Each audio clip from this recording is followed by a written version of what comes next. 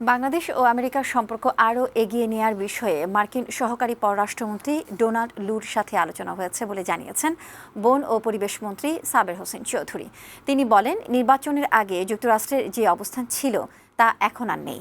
সচিবালয়ে যুক্তরাষ্ট্রের দক্ষিণ ও মধ্য এশিয়া বিষয়ক সহকারী পররাষ্ট্রমন্ত্রী ডোনাল্ড লুর সাথে বৈঠক শেষে সাংবাদিকদের একথা জানান সাবের হোসেন চৌধুরী। তিনি আরও জানান, জলবায়ু পরিবর্তনের প্রভাব মোকাবেলায় যুক্তরাষ্ট্র ও বাংলাদেশ একসাথে কাজ করবে। যুক্তরাষ্ট্র কারিগরি ও আর্থিক সহযোগিতা অব্যাহত রাখতে চায়।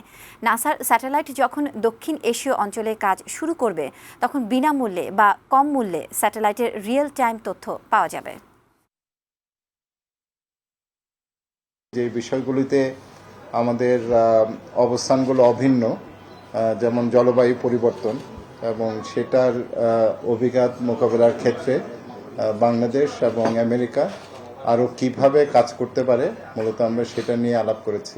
আগামী দিনের আমাদের যে সহযোগিতা, সেটাকে হয়তো আমরা একটা কাঠামোর মধ্যে আনার চেষ্টা করব।